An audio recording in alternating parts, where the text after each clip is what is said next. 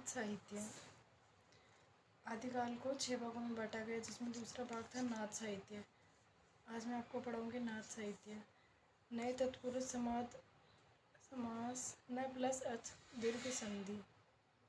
इसका संधि विच्छेद है नाथ का, न प्लस अथ तत्पुरुष समास में आता है ये। 12वीं-13वीं सदी के आसपास बौद्धों की वज्र यानी शाखा के साथ चारित्रिक सुचिता को मिलाकर नाथ संप्रदाय का प्रादुर्भाव यानी विकास हुआ। इसमें हिंदू शैव मत भी शामिल है। शैव यानी जो शिव जी को मानते थे वो शैव मत कहलाते हैं।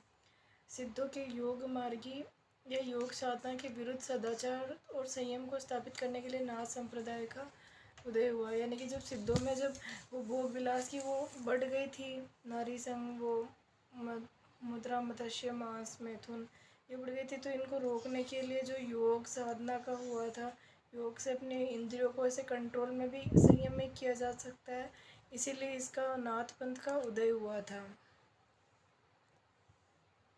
सिद्धों में ये पंचमकार की अवधारणा फैल गई थी। पहला तंत्र बल था सिद्धों में, यानी कि तंत्र मंत्र के माध्यम से कुछ भी, जैसे ये आज के ज़माने में भी तंत्र मंत्र चलता है। जैसे किसी के ऊपर कुछ करा दिया, तो जैसे कि वो कहते हैं ना कि एक्सरा कराया, स्कैन कराया, सिटी स्कैन पूरे शरीर का, तो एकदम सही आ रहा, कोई बीमारी नहीं है, पर उन्हें खुद सुध-बुध नहीं रहती कि कहाँ खाना है, कहाँ पीना है, कैसे रहना है, सोना है, बोलना है। ऐसे गर्दन हिलाते घूमते रहते हैं, ऐसे कहीं भी कुछ गिर जाते, ये होता है ना। तंत्र बल था सिद्धों में, पर ये नाथों में ये प्रथा नहीं थी। और सिद्धों में नारी संज्ञा, यानी कि नारी को ही मोक्ष समझा था कि नारी के बिना मतलब वो मोक्ष मार्ग नहीं मिल सकता है, ऐसा इनका मानना था। और इन्होंने कहा कि नारी रहित, इन्होंने योग को अपनाया, ऐसे ब्रह्मचर्य को अपनाया, पर इन्होंने नहीं। इसमें भोग विलास की प्रवृत्ति ज़्यादा थी सिद्धों में, जबकि भोग विलास रहित नाथों में ऐसा नहीं था। इसमें पंच मकार थे, मांस, मछली, मदिरा, मुद्रा, मैथुन, ये 5 मकार, यानी कि ये गंदी गंदी आदत, इनका सेवन निषेध है। और क्यों निषेध है? मांस वगैरह खाएंगे तो उससे वो शरीर ज़्यादा ही सड़ता है। जैसे कोई छोटा बच्चा होता है वो सिर्फ दूध पीता है, सिर्फ माँ का दूध पीता है, फिर बड़ा होता है तब सिर्फ गाय का दूध ही पिलाते हैं और कुछ भी नहीं पिलाते। फिर जैसे जैसे बड़ा होता है तो अगर हम रोटी वगैरह भी खाते हैं तो फिर उनके शरीर से कुछ ज़्यादा स्मेल आती है, और मांस खाते हैं तो उनके शरीर से तो कुछ ज़्यादा ही स्मेल आती है। और बुढ़ापे में उनके हाथ की अंगुलियाँ वगैरह होती है, ये भी सड़ जाती है, खून आने लग जाता है, ज़्यादा मांस वगैरह खाते हैं तो। जो शाकाहारी भोजन करता है उनके तो शरीर में ऐसा नहीं होता है, जो मांसाहारी होते हैं तो उनके शरीर में से दुर्गंध भी ज़्यादा आने लग जाती है। इसीलिए इनको नहीं, अच्छा नहीं माना गया भोजन। और जो नाथ थे उनमें पंच मकार नहीं थे, इनमें 5 संयम की बातें थी। पहला मन, प्राण, शुक, वाक, कुंडली।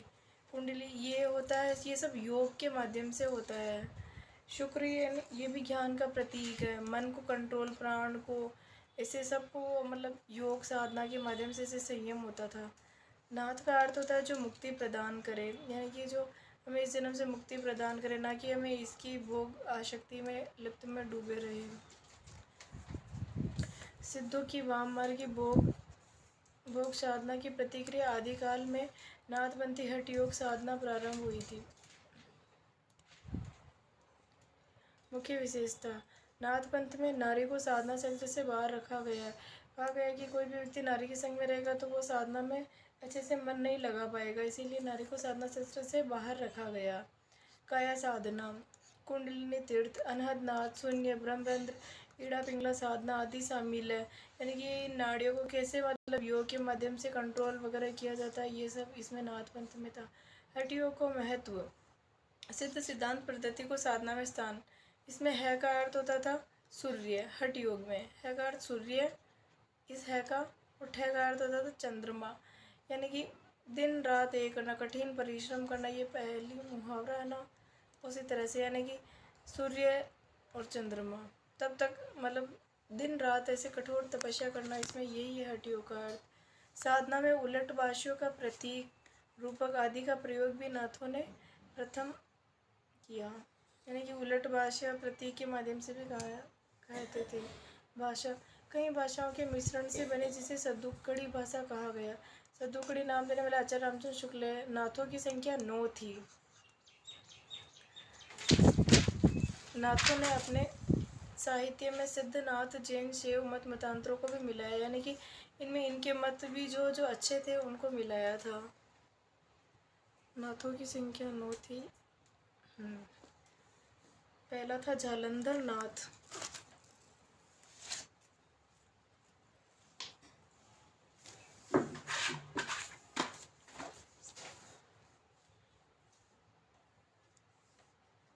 जालंधर नहीं,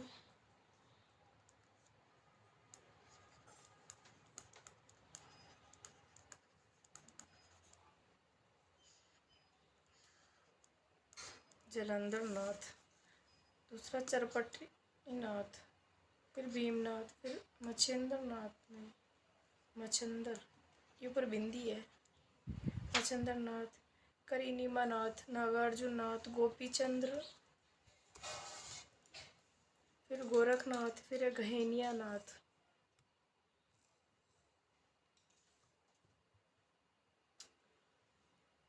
सबसे पहले गोरखनाथ पढ़ेंगे। ये सबसे प्रमुख थे क्योंकि इनके गायों की रक्षा करते थे, तो इसीलिए इनका नाम गोरखनाथ भी पड़ गया था।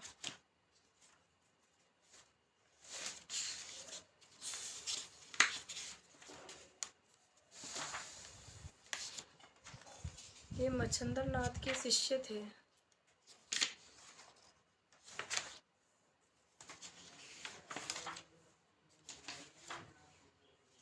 द्विवेदी जी के अनुसार ये 9वीं सदी के थे।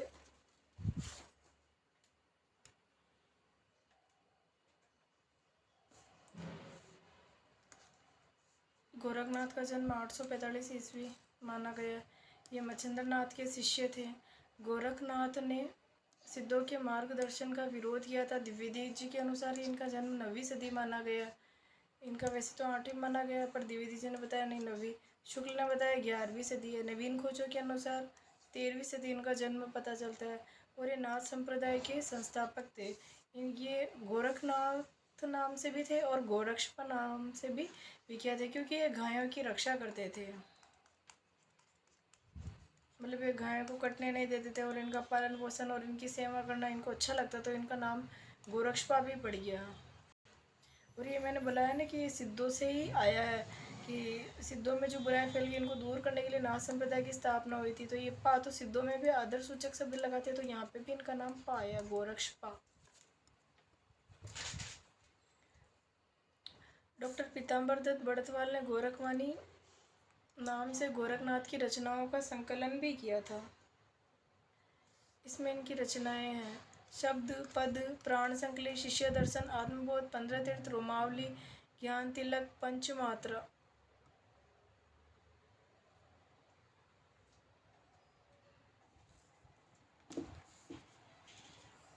गोरखवाणी के ये प्रमुख ग्रंथ थे: शब्द, पद, प्राण संकली, शिष्य दर्शन, आत्मबोध, 15 तिथि, रोमावली, ज्ञान तिलक, पंचमात्रा।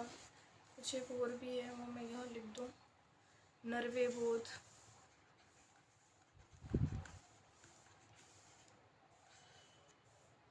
नरवे बोध। अगला है अभय मात्रा,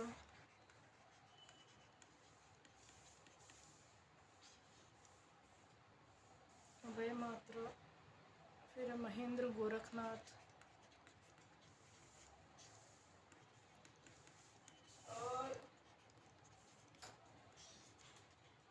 महेंद्र गोरखनाथ।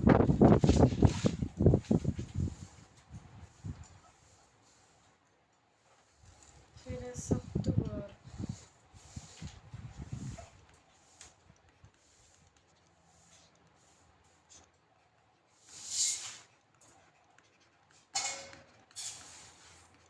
ज्ञान चौतीसा।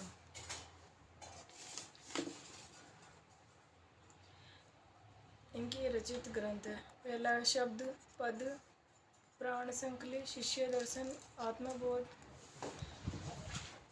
15 तिथि, ये तिथि है, 15 तिथि, रोमावली, ज्ञान तिलक, पंचमात्रा, नरवे बोध, अभय मात्रा, अभय मात्रा, महेंद्र गोरखनाथ, सप्तवार, ज्ञान चौतीसा। ये 14 लगभग इनके ग्रंथ हैं। अब इनको याद करने की ट्रिक बता देती हूँ। गोरखनाथ अपने शिष्यों से कहते हैं कि जब तुम्हें शब्द और पद का ज्ञान होगा, गोरखनाथ कहते हैं जब तुम्हें शब्द और पद का ज्ञान होगा तभी तुम्हारे प्राणों का संकलन होगा, ऐसा अपने शिष्यों से कहते हैं। जब तुम्हें आत्मबोध होगा, उस दिन 15 तारीख होगी, उस दिन तुम रोमावली से ज्ञान का तिलक लगाओगे 5 बार, और तुम्हें नरवे का भी बोध होगा, और तुम अभय हो जाओगे। जब ज्ञान होगा, अभय यानी डर मुक्त हो जाओगे। ऐसा गोरखनाथ ने अपने शिष्य महेंद्र से कहा। 7 बार तुम रोज पढ़ोगे, 34 बार पढ़ोगे तो तुम्हें जल्दी से याद हो जाएगा। इसको याद करने की ट्रिक है, आप लिख सकते हो या फिर आपको याद हो जाएगा। इसमें इसका क्रम भी जरूरी नहीं है। और अब इनकी मैं गोरखनाथ के संस्कृत भाषा के भी ग्रंथ बताऊंगी। गोरखनाथ के संस्कृत के ग्रंथ।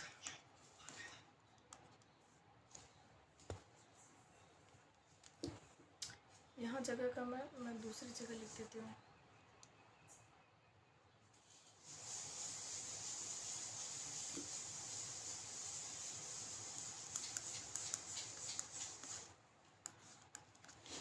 संस्कृत के ग्रंथ। गोरखनाथ। पहला सिद्ध सिद्धांत पद्धति।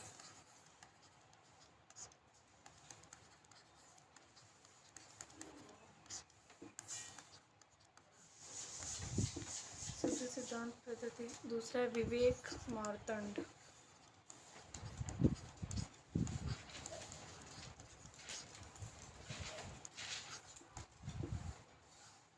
शक्ति संगम तंत्र। शक्ति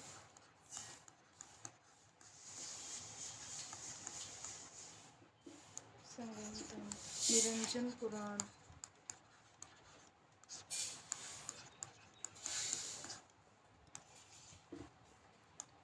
विराट पुराण।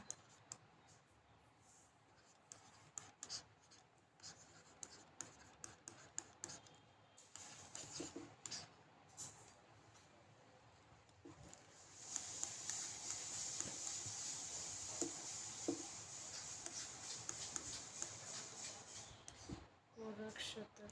योग सिद्धांत पद्धति।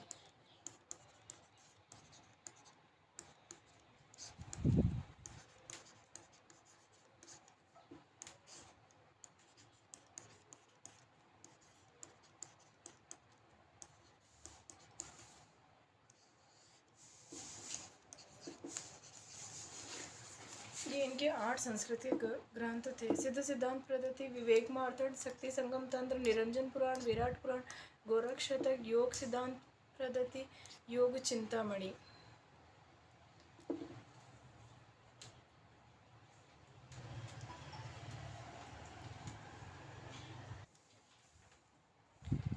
मत्स्येंद्रनाथ को नाथ संप्रदाय में दीक्षित करने वाले गोरखनाथ थे। गुरु महिमा का वर्णन इस कवियों ने किया है।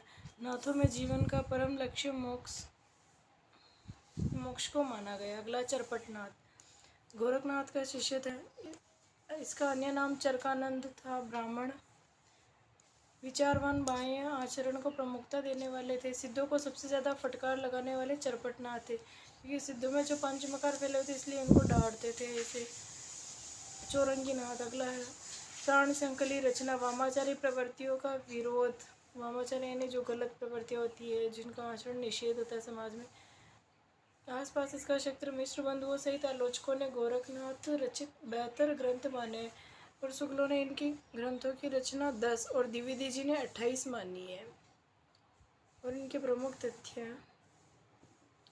हजारी प्रसाद द्विवेदी के अनुसार 9वीं सदी में काल ज्ञान निर्णय नामक ग्रंथ के रचयिता मत्स्येंद्रनाथ है। नाथ संप्रदाय में प्रमुख कवि गोरखनाथ है। शब्दी, पद, प्राण संकली, अमे मात्रा, योग, शिष्य दर्शन, मच्छेंद्र, गोरखनाथ, सप्तवार, 15 तिथि, पंचमात्रा, योगसार आदि राज्य के रचयिता गोरखनाथ थे। इन्होंने वो ईड़ा पिंगला नारी जागृत कर, वो 72,000 नाड़ियाँ होती है शरीर में, उनमें से अगर वो जागृत हो जाए तो मनुष्य को अच्छा ज्ञान हो जाता है। डॉक्टर पीताम्बर दत्त बड़तवाल ने 14 ग्रंथों को प्रमाणित मानकर सन 1942 में गोरखवाणी नाम से संकलन प्रकाशित करवाया। 14वीं रचना ज्ञान चौतीसा है। सिद्ध और नाथ संप्रदाय में प्रचलित साहित्य के विषय में सर्वाधिक शोध कार्य पंडित हजारी प्रसाद द्विवेदी ने बौद्ध मान और दोहा नाम से किया। नाथ संप्रदाय में मत्स्येंद्र नाथ व गोरखनाथ के अतिरिक्त चौरंगीनाथ, नागनाथ, भर्तरी, मीननाथ, चरपटनाथ भी हुए। इन्होंने फुटकर पदों की रचना की। इनका उल्लेख भी गोरखवाणी में है।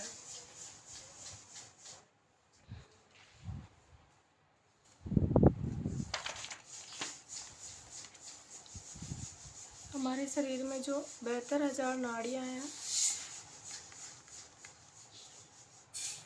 इनमें से शरीर का संचालन करने के लिए 12 जो नाड़ियाँ होती है वो हमारे दिमाग के अंदर होती है। दिमाग के अंदर होती है। आध्यात्मिक रूप से ईड़ा, पिंगला और सुषुम्ना नाड़ी का जिक्र और 3 नाड़ियों का मुख्य रूप से जिक्र है। ईड़ा, पिंगला और सुषुम्ना नाड़ी का मुख्य रूप से जिक्र मिलता है। ईड़ा पिंगला नाड़ियाँ जब सक्रिय हो जाती है तब फिर उसके बाद में सुषुम्ना नाड़ी जागृत होती है, जिसके बाद 7 चक्र होते हैं। इसके बाद हमारे जब ये 3 नाड़ियाँ जागृत होती है उसके बाद वो 7 चक्र होते हैं हमारे शरीर के अंदर, वो जागृत होते हैं। इसके बारे में बताइए। ये गोरखनाथ ने ही बताया था कि ये जब सब नाड़ियों का बेस चक्र, मूलाधार चक्र,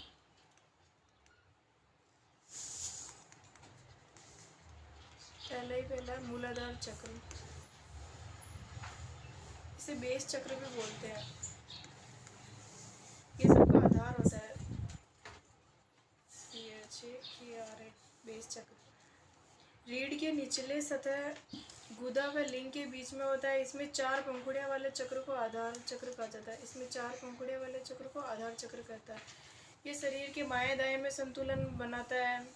इसी से हमें मतलब खुशी का आनंद, मतलब खुशी, वीरता का, आनंद का भाव उसमें होता है। 99% लोगों की चेतना जो है इसी पर टिकी रहती है। और इसको सही करने के लिए मूलाधार चक्र को अगर हमारे शरीर में खराब हो तो हम बीमार भी हो सकते हैं। तो इसको ठीक करने के लिए मॉर्निंग वॉक करते हैं। एक तो मॉर्निंग वॉक या फिर कपालभाति करते हैं। इससे हमारे शरीर में ये जागृत हो जाता है। मॉर्निंग वॉक और कपालभाति इसीलिए किया जाता है, मूलाधार चक्र को ठीक रखने के लिए। दूसरा है स्वादिष्ठान चक्र।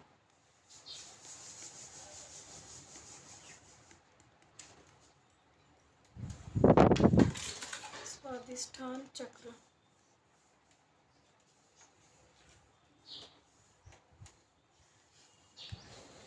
रीढ़ के व पेशाब की थैली यूरिन ब्लैडर के ठीक पीछे स्थित होता है। इस चक्र में 6 पंखुड़ियाँ होती है। हो गई ना 6, 6 पंखुड़ियाँ होती है। जागृत होने से आलस्य, प्रमाद, गर्व व दुर्गुणों का नाश होता है। आलस्य, ये जागृत हो जाएगा। आलस्य, प्रमाद, दुर्गुण का नाश हो जाता है। अगला है मणिपुर चक्र। ऐसे ही 7 चक्र हैं। मणिपुर चक्र ये ठीक नाभि के नीचे स्थित होता है। यहाँ नाभि आ रही तो इसके नीचे होता है मणिपुर चक्र। इसमें 10 पंखुड़ियाँ होती है। कितनी हो गई? 2 3 4 5 6 7 8, ये 10 पंखुड़ियाँ मान लो। इसमें 10 होती है, इसमें 6 होती है, इसमें 4 होती है मूलाधार में। इसमें 10 पंखुड़ियाँ होती है। यह पाचन व अंग स्रावी ग्रंथि से जुड़ा होता है। इसका काम खाना वाना पचाने का होता है। इस चक्र के जागृत होने से तृष्णा, भय, लज्जा और घृणा का नाश होता है। तृष्णा मतलब कुछ ज़्यादा पाने की इच्छा, तृष्णा, भय, लज्जा यानी शर्म वगैरह, और घृणा का नाश होता है।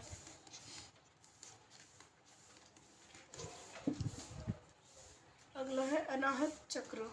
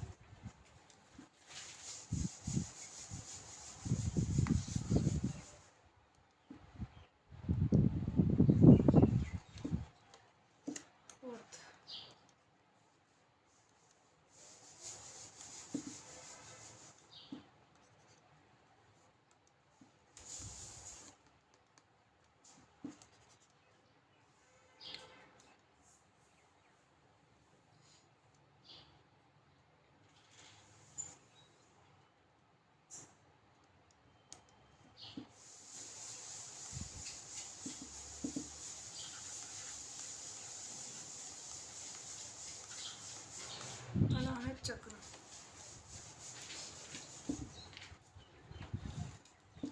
रीढ़ में हृदय के पीछे नीचे की ओर स्थित होता है। इस चक्र में 12 पंखुड़ियाँ होती है। इस चक्र में 12 पंखुड़ियाँ होती है। 1 2 4 6 8 10 12 ऐसे मतलब कि इसमें 12 पंखुड़ियाँ होती है। हृदय व फेफड़े की सफाई, ये जो लोगों को हार्ट अटैक होता है ये चक्र जागृत नहीं होता ना, इसीलिए आता है। हृदय व फेफड़े की सफाई, इसके जागृत होने पर हिंसा, चिंता, मोह का नाश।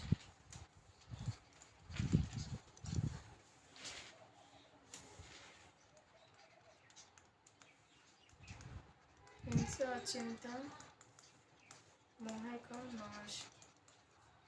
जो सिद्धों में वामाचार पद्धति फैली थी उसी को रोकने के लिए, सिद्धों में जो बुराई फैली थी उसी को रोकने के लिए नाथों का उदय हुआ था। नाथ संप्रदाय ने इनको ये जो अनाहत चक्र योग के माध्यम से इनकी बुराई रोकने का प्रयास किया, इसीलिए इनके स्वाधिष्ठान चक्र, मूलाधार चक्र, ये अनाहत चक्र, विशुद्धि चक्र, अगला है 5वां विशुद्धि चक्र।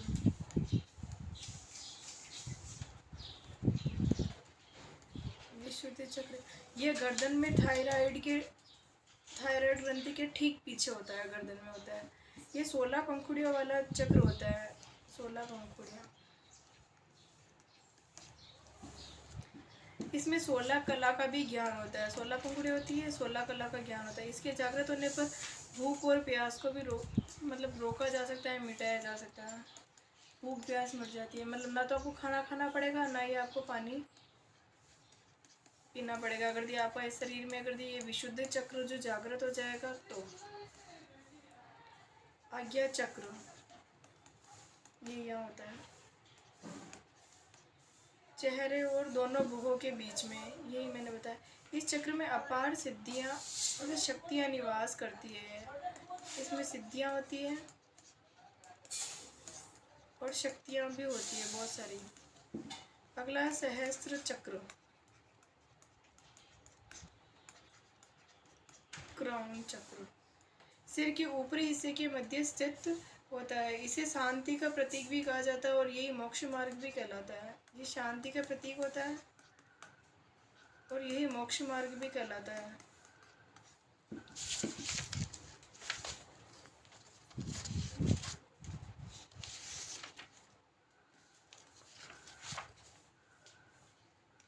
हिंदी साहित्य में 6 चक्रों वाला योग मार्ग जो था ये गोरखनाथ ने चलाया था।